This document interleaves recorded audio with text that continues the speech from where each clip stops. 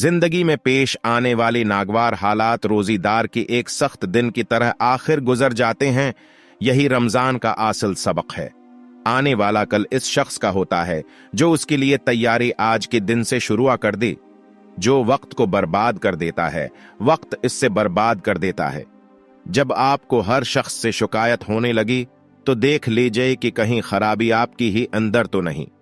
खुशी सब कुछ पा लेने का नाम नहीं है, ये पाए हुए में खुशी रहने का नाम है।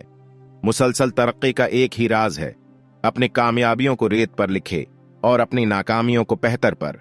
दौलत की असल खराबी ये है कि वो आदमी के पास हमेशा नहीं रहते, और अगर रह जाए तो आदमी नहीं रहता। आप जो कुछ होते हैं इसकी होने का शोर इतना ज्यादा होता है कि आप जो कुछ कहते हैं वो लोगों को सुनाई नहीं देता।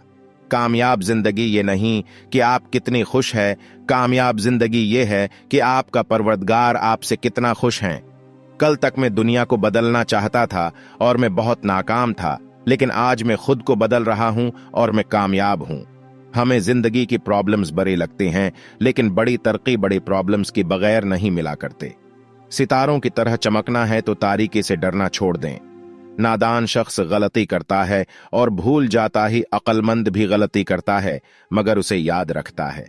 अच्छा इंसान अच्छा है होता है, मगर जब इंसान बुराई करता है तो वो बेहतर इंसान बनने का अहल हो जाता है।